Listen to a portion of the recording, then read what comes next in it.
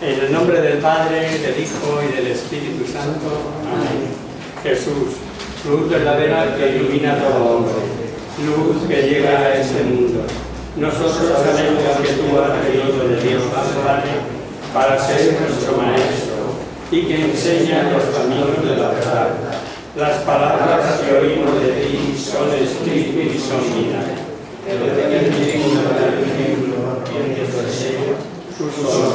Tú que diste tu vida por nosotros y nos compraste para Dios con tu sangre. Danos a conocer los misterios del reino de Dios y las inagotables riquezas de tu corazón. Descúbrenos los tesoros de la sabiduría y de la ciencia de Dios que en ti se ocultan.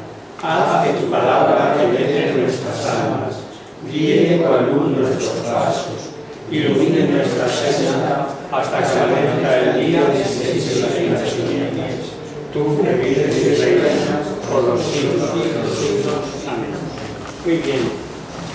Pues vamos a continuar con nuestro curso de síntesis y como todos andamos con el calendario en la mano, lo primero que quiero recordar es que el lunes que viene no hay cole. Hacemos puente. Está muy bien. Bueno, es la semana de... No es un puente, es un acueducto. O sea, lo que viene la semana que viene es un jueves, otro jueves, una fiesta, otra fiesta. También tienes que descansar, pero lo haces por internet. No, yo... descansas. Que va. Yo no me gusta descansar. A mí.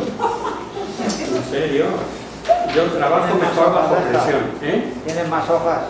Sí. Las que queráis, cuando terminemos... Pues toma. Bueno, ¿cuál falta? ¿Esa nada más?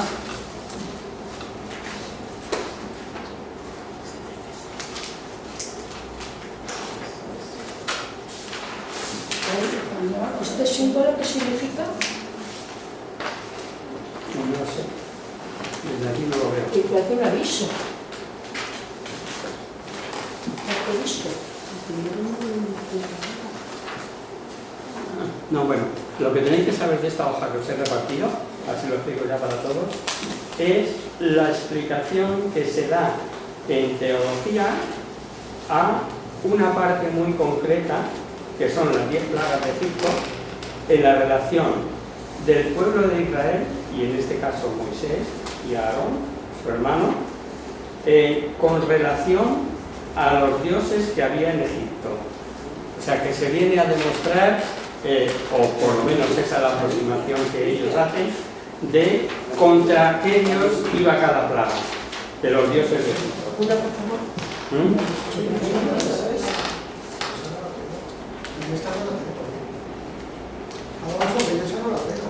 Me extraña. Pero bueno, no importa. Toma, la de abajo. Muy bien.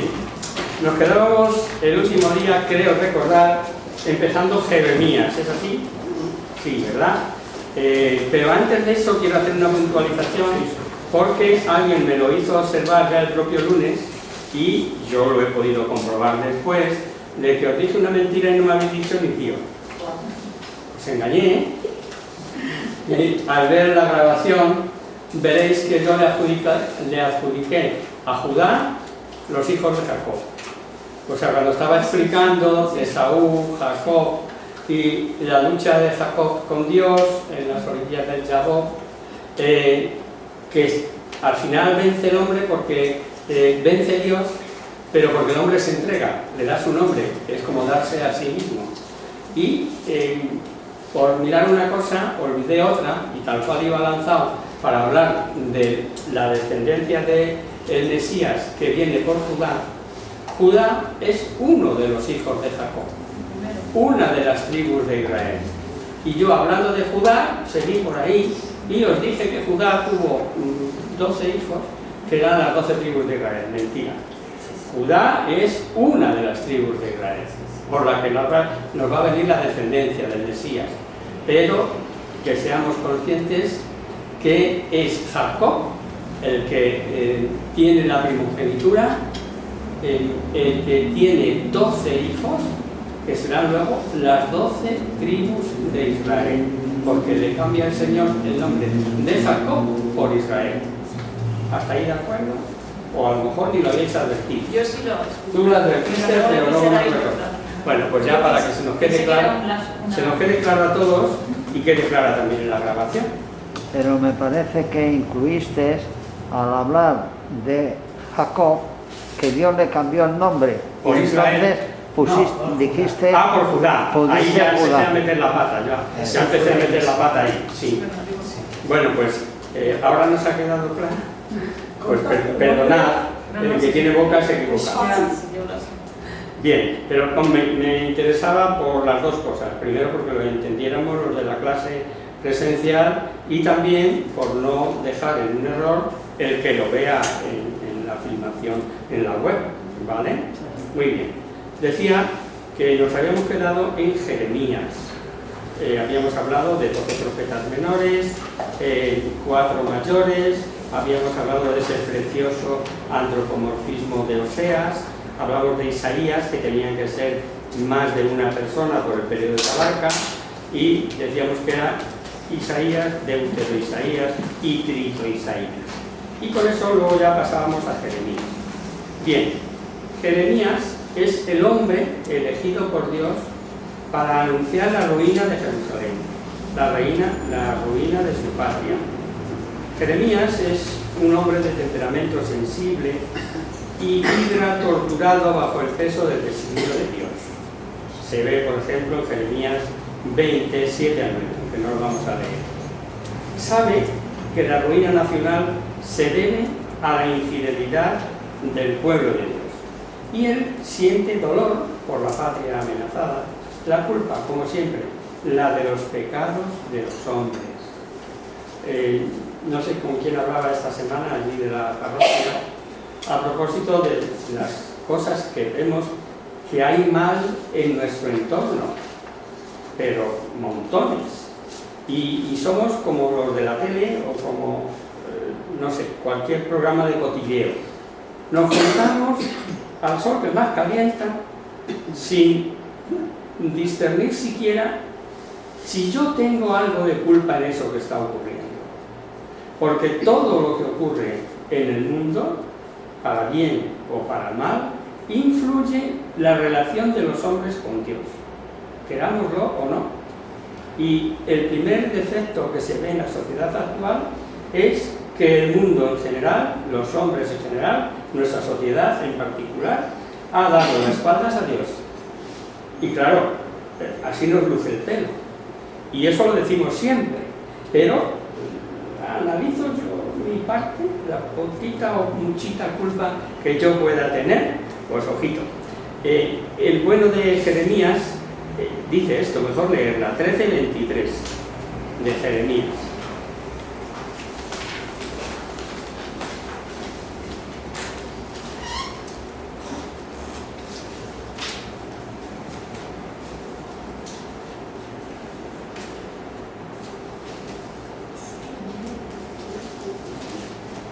Y no perdáis Jeremías, que luego vamos a ver otra cita.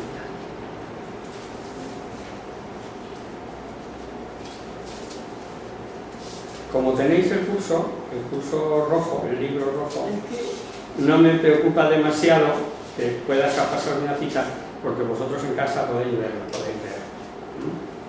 ¿Lo tenemos? Es que no se ha entendido bien el número. Y no me Jeremías 13:23. 13:23. Ahora sí.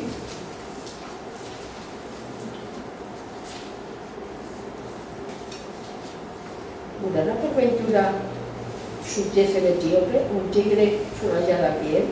¿Así podréis vosotros obrar el bien tan avezados como estáis en el mal? Yo los expresaré como paja que vuela al viento del desierto. Tal es tu parte y porción asignada de mi parte, oráculo de Yahvé, por haberme olvidado y haber puesto tu confianza en la mentira. Exacto. Por haberme olvidado, por haber puesto confianza en la mentira, y dice que lo uno se sigue al otro. ¿Puede el tigre perder sus rayas o el leopardo sus manchas? No. ¿cómo no va a tener efecto ni repercusión en vosotros este pecado contra Dios, este pecado contra Yahvé? Son palabras proféticas y que en algunas ocasiones suenan muy claras y en otras la deducción es muy sencilla. Bueno, sabemos que Dios siente ternura por su pueblo y finalmente un día lo salvará. Pero vamos a ver que Jerusalén al final sucumbe definitivamente. Y lo leemos, está en el 39 del 1 al 8. Jeremías.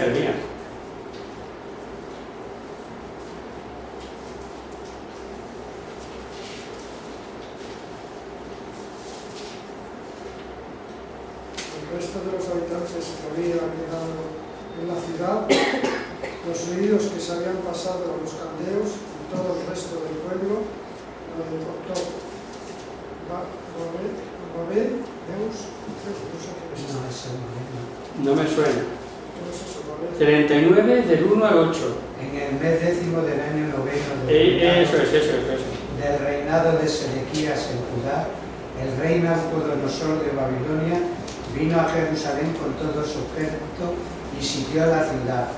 A los 9 días del mes cuarto del año 10º del reinado de Sedequías se abrió una brecha en la muralla de la ciudad, por la que entraron todos los príncipes del rey de Babilonia, es decir, Negal-Sharezer, Sangar-Nebot, Sarsekim, Arrasarib, Nergal-Surezer y Ramá, y todos los demás príncipes del rey de Babilonia, y acamparon en la puerta central.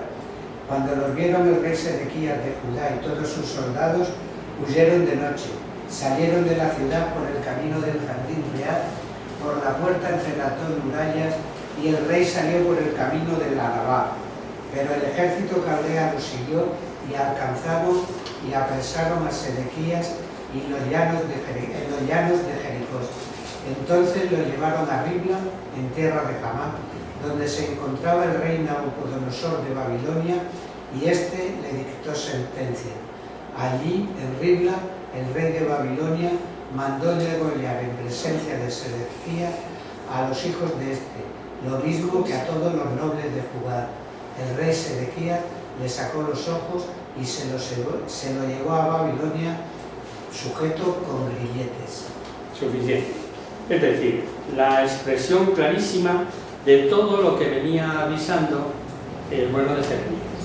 Jeremías fue un hombre que sufrió muchísimo. Toda su profecía está envuelta en un halo de pesimismo.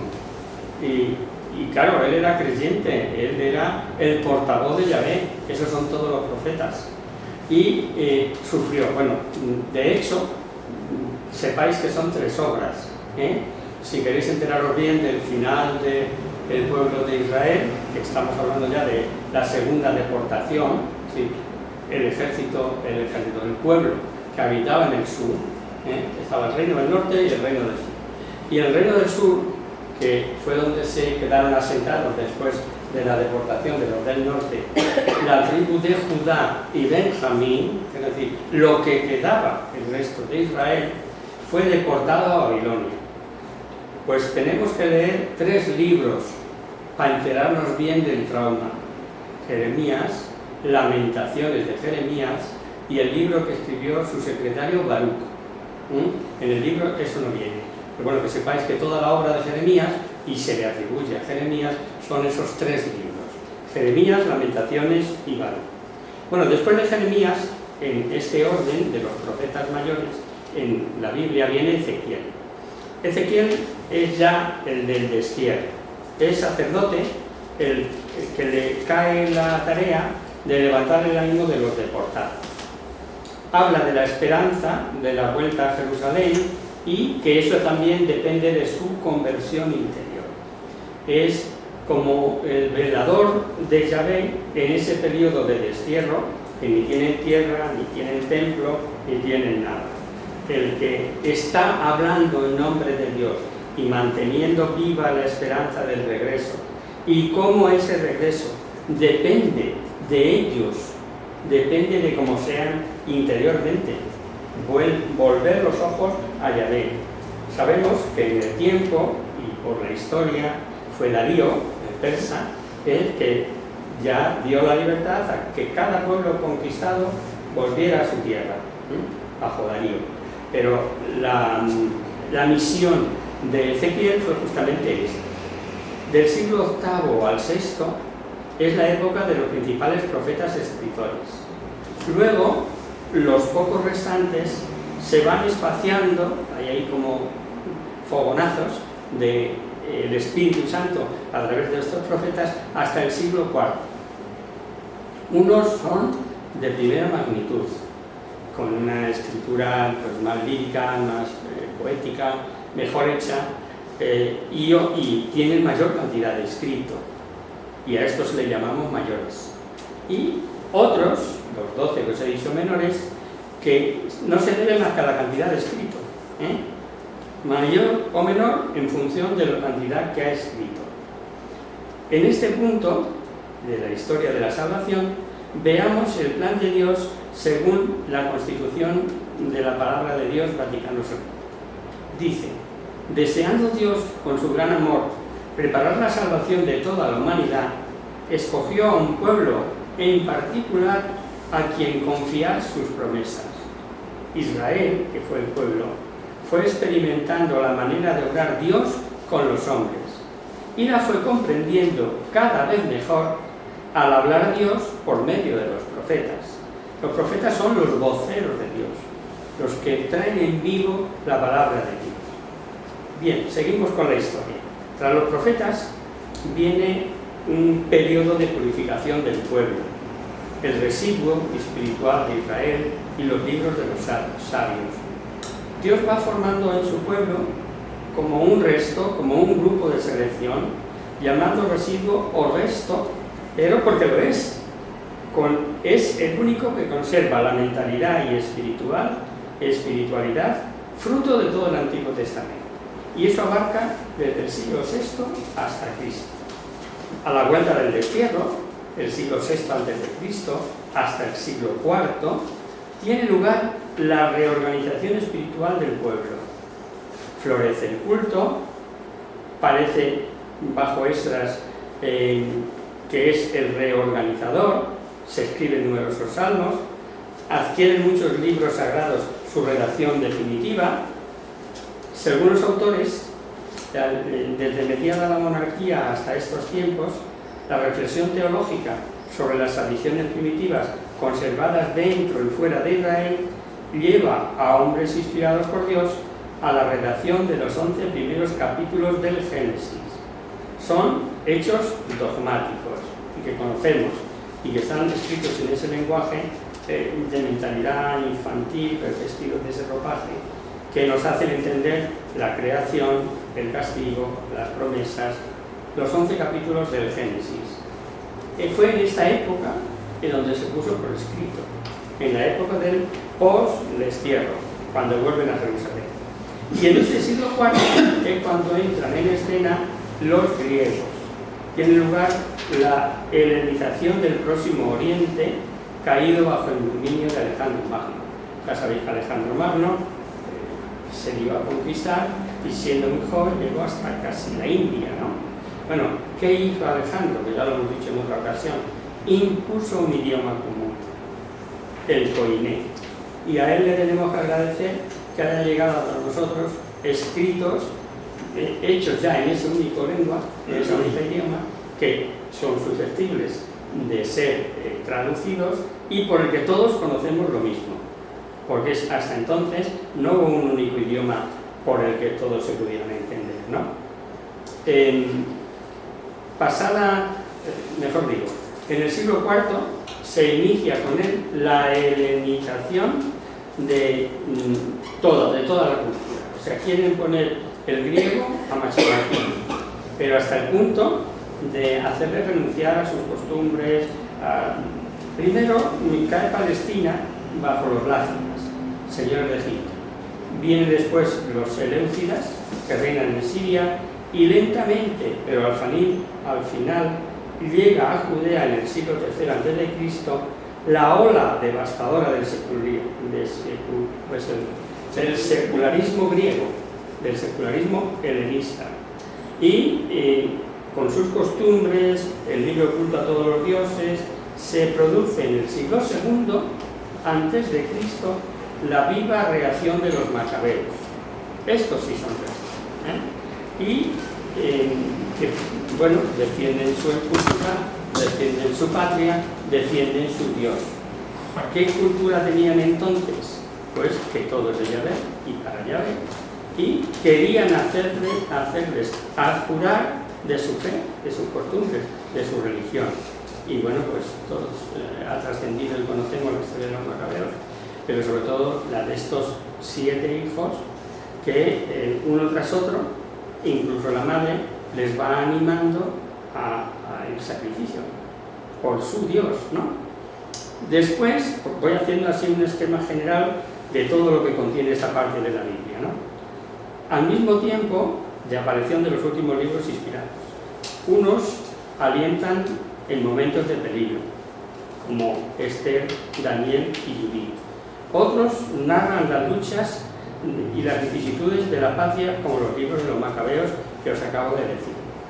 Finalmente, otros condensan la sabiduría antigua profundizando en la historia del pueblo de Dios, como el eclesiástico, o espiritualizando la misma sabiduría griega que viene a modernizar así la eterna sabiduría de Israel, que es el libro de la sabiduría, escrito en Alejandría en el siglo I a.C.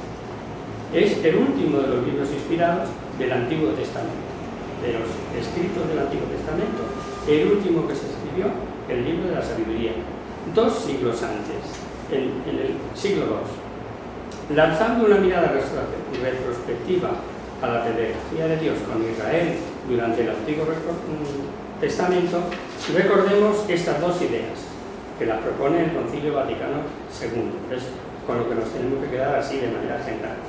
Primero, lo que se ve, condescendencia de Dios poniéndose a nivel del hombre, se abaja de tal manera que no quede la menor duda de lo que él está diciendo. En la Dei Verbum dice exactamente: sin mengua de la verdad y de la santidad de Dios, la Sagrada Escritura nos muestra la admirable condescendencia de Dios para que aprendamos su amor inefable y cómo adapta su lenguaje a nuestra naturaleza con su providencia solícita. Y 2. Finalidad total del Antiguo Testamento: ser preparación y figura de la alianza nueva y perfecta que había de pactarse en Cristo y de la revelación completa que había de hacerse por el mismo Verbo de Dios hecho carne. O sea que si alguien nos pregunta qué pinta el Antiguo Testamento en la Biblia o por qué tiene que estar ahí el Antiguo Testamento, que no hay quien lo entienda, la Iglesia nos dice, nos resume en la Dei Verbum y la Lumen Gentium, en estos 2 números, esto que os acabo de leer. Es decir, que Dios se adapta y tiene una condescendencia para con los hombres, y segundo, que ya viene y prefigura la alianza nueva perfecta, la revelación única que vendrá con Cristo. En resumen, en el Antiguo Testamento Dios ha pretendido rehacer espiritualmente al hombre que Él creó y que se perdió por desobediencia. ¿Y esto cómo?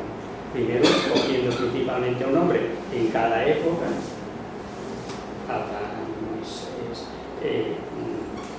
todo lo que conocemos, todos esos que os decía el lunes pasado de yo estaré contigo, que es el marchamo de Dios, no le va a dejar solo, un hombre en cada época.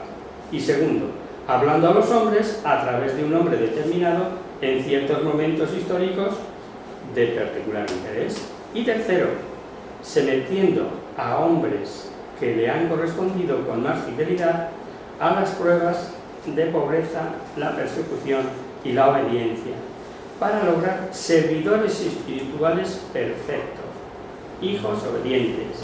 Así llega el momento en que Dios se aproxima íntima, definitiva y personalmente a los hombres. Bien, hay una cosa que a mí me llama la atención aquí, ¿no? Que es la tercera, lo que hemos dicho, sometiendo a los hombres que le han correspondido con más fidelidad a las pruebas de pobreza, persecución, obediencia. Servidores de este calibre son los que necesita el Señor. Estamos dispuestos a obedecer, estamos dispuestos a servir, estamos dispuestos a pasarlo mal por este ideal. Pues de eso se vale coger los últimos. Y nosotros podemos decir cualquiera de nosotros, bueno, anda que eso lejos de mí. Pues por ahí van los tiros. O sea, el Señor quiere ese resto, le forma de esa manera, ¿no? Es la mayor garantía. Tampoco es para animar a la gente que se entregue porque sí y sufra porque sí. Pero desde luego no desdeñar ninguno de los sacrificios que pasen por delante de nosotros sin tener que buscarlos, ¿eh? Porque eso sabemos que es nota de que eres querido por Dios. Así. Y con esto llegamos al Nuevo Testamento. Llega la plenitud de los tiempos, como dice Gálatas en 4, ¿no? Es decir, el momento cumbre de la historia del mundo según los planes de Dios. Entre el pueblo sencillo, tan madurado, con esas almas buenas, que van a recibir al esperado de los siglos, al Mesías, el Salvador en definitiva del pueblo de Israel. Purificados por la persecución y la pobreza, viven un denso ambiente de fe. Un pueblo así, aunque solo sea en minoría, va a tener una prolongación maravillosa, no racial, sino espiritual, porque ya cambian el aspecto del pueblo de Israel por el único pueblo de Dios que quiere constituir. Y Cristo fue el ideal de todos los tiempos del Antiguo Testamento y es también el centro del Nuevo, la realidad maravillosa de Cristo. Lo que le sigue, su obra, es como su sombra, o mejor, la explicitación del misterio de Cristo y lo que debe ser el cristiano, miembro cuerpo de Cristo, porque los libros del Nuevo Testamento van surgiendo como impensadamente ante la necesidad concreta del momento y por la solicitud de los apóstoles, por la solicitud apostólica. Primero serán unas cartas ocasionales de Pablo, haciendo frente a un problema concreto, después las narraciones primitivas sobre la vida reciente de Jesús, luego una panorámica de los primeros años de la Iglesia naciente, más cartas que alguna vez son tratados sobre puntos concretos del dogma, como puede ser la carta a los hebreos, un libro alentador en momentos de lucha que presagia el triunfo final de la Iglesia, Apocalipsis, y finalmente, y como corona, el admirable Evangelio de San Juan. Hay que hacer un poquito de abstracción porque os he dado el orden en que fueron escritos, no el orden que tenemos en nuestras Biblias, porque según nuestra Biblia el último libro escrito sería Apocalipsis, y no es verdad. Apocalipsis, el Evangelio y las cartas de Apocalipsis, las cartas de San Juan son anteriores al propio Evangelio de Juan, que cuenta la tradición que fue escrito a instancias de sus discípulos y cuando ya era muy mayor. Al llegar a este punto, tomamos de nuevo palabras del concilio, lo dicen ellos mejor que lo que nosotros podemos expresar, dice: la palabra de Dios, que es fuerza de Dios para la salvación del que cree, se encuentra y despliega su fuerza de modo privilegiado en el Nuevo Testamento de Ibero. Y añade: todos saben que entre los escritos del Nuevo Testamento sobresalen los evangelios, por ser el testimonio principal de la vida y doctrina de la palabra hecha carne, nuestro Salvador. Y en la Dei Verbum también, un poquito más adelante, dice: y es tan grande el poder y la fuerza de la palabra de Dios que constituye sustento y vigor de la Iglesia, firmeza de fe para sus hijos, alimento del alma, fuente límpida y perenne de vida espiritual. Por eso se aplica a la Escritura de modo especial aquellas palabras.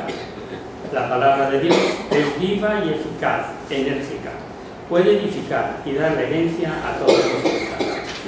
Aquí la Dei Verbum está tomando citas de Hebreos, de Tesalonicenses, de Hechos, pero que, como lo veis, también enlazado es para entenderlo tal cual nos lo dice el concilio. Yo en estas resúmenes que hace de vez en cuando el Concilio Vaticano II de doctrina conocida, dispersa por todo el Antiguo y Nuevo Testamento, me acuerdo siempre de nuestro fundador, el padre Ramón Sánchez de Río. Que alguno se atreve, que coja despacito la oración del comienzo y la oración del final y descubra de dónde proceden, las que leemos aquí, de qué parte de la Escritura proceden esas palabras, porque son todo palabras bíblicas enlazadas en forma de oración. Bien, pues con esto pasamos a la lección 2 de ese librito rojo que tenéis en vuestras manos, que es el Evangelio. Y vamos a ver cuánto nos da tiempo hoy. Hemos puesto así a grandes rasgos las ideas fundamentales del Espíritu. Hoy vamos a dirigir nuestra mirada a lo que es la médula de todos esos libros, a esos 4 pequeños escritos que son el núcleo de toda la Biblia, los 4 evangelios. Ellos nos narran la vida, palabras, milagros, muerte y resurrección del personaje central de toda la Biblia, Jesucristo. Los libros más discutidos del mundo en su día, después los más apasionados, los más estudiados y hoy los más conocidos y científicamente mejor documentados.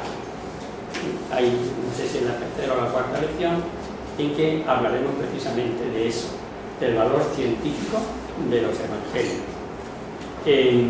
La palabra evangelio significó en la antigüedad principalmente, conforme al origen de la palabra griega, bueno, angelion, noticia, buena noticia, gran noticia.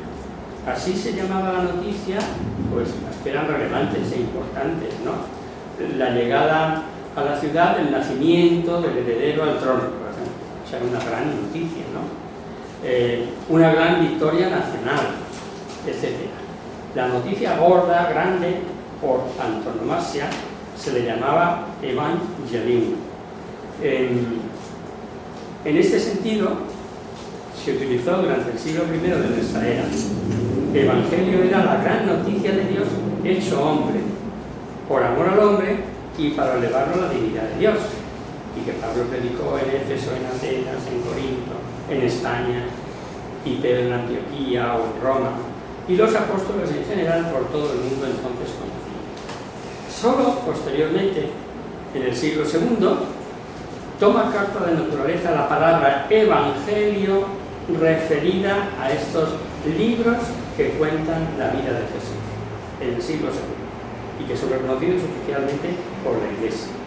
Esta gran noticia, esta admirable noticia, es que aparece en el mundo un ser admirable, maravilloso, que siendo verdadero hombre es también verdadero Dios, que ha venido a traer la alegría a nuestras vidas, a solucionar todos nuestros problemas de manera definitiva y a salvarnos para siempre. Y antes de empezar con cada uno de los evangelios, una pregunta que puede ser curiosa y que a lo mejor muchos la sabéis. ¿Sabéis lo que primero se escribió de los sinópticos? Es decir, se llaman sinópticos a Mateo, Marcos y Lucas, porque cuentan lo mismo, con otras palabras, compuestos de otra manera, pero la misma noticia. San Juan es punto y aparte, no me meto con él. ¿Sabéis lo primero que se escribió? Lo que ellos no querían que se olvidara, lo que primerito que tiene que quedar por escrito, la muerte y resurrección de Cristo.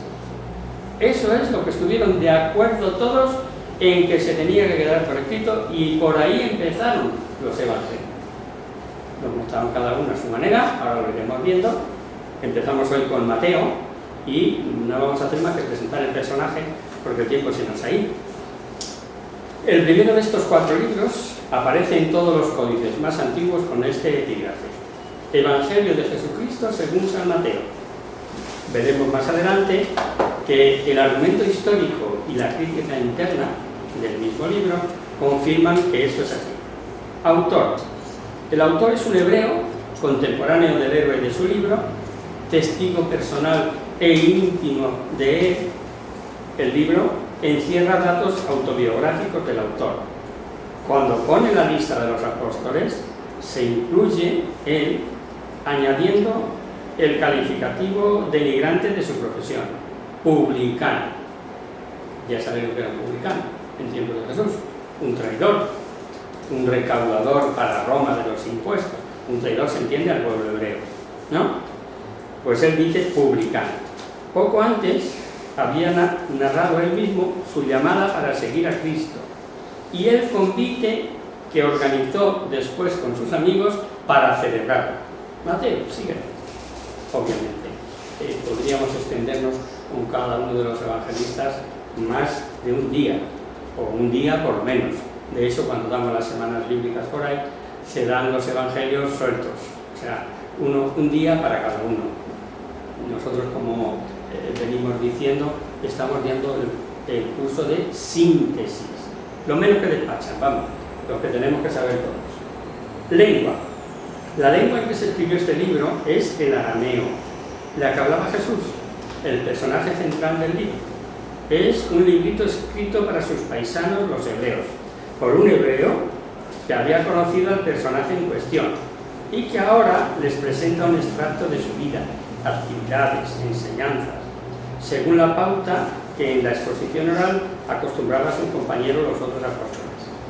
Escrito en arameo, la lengua de Jesús, la suya propia, la de sus oyentes, pronto rebasó las fronteras de Palestina y fue traducido y adaptado teniendo a la vista el Evangelio de San Marcos, la lengua usada por entonces en todo el Imperio Romano, el griego, el koiné. Se multiplicaron las copias, pasó a segundo término y acabó por estropearse o perderse el original arameo, y la Iglesia reconoció aquella traducción o adaptación en griego, difundida por todo el imperio, como edición oficial canónica de Jesucristo según San Mateo. Lo voy a dejar aquí porque yo quiero ser fiel al reloj y algunos a lo mejor tenéis prisa por autobús o lo que sea.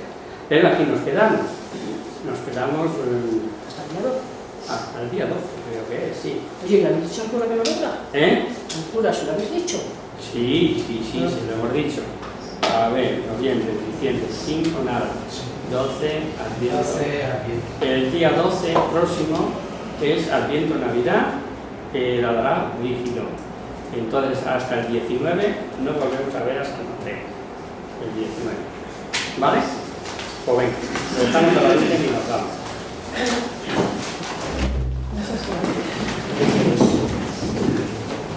En el nombre del Padre, del Hijo y del Espíritu Santo. Amén. Virgen, ella como la luz, delicia del cielo, en cuyo rostro se miran los santos y se contemplan los ángeles. Haz que nosotros, hijos, nos parezcamos a ti, y que nuestras almas reciban un rayo de esa belleza tuya, que no decae con los años, sino que brilla en la eternidad. María, sol del cielo, despierta tu la vida donde haya muerte, e ilumina los espíritus en que haya tinieblas. Reflejándote en el rostro de tus hijos, concédenos un destello de tu luz y tu fervor. María, poderosa como un ejército, concede a nuestra vida la victoria. Somos tan débiles y nuestros enemigos desesperados en cuanto nuestras causas, mas con tu bandera nos sentimos seguros de vencer. Él conoce el poder de tu bien y teme la majestad de tus miradas.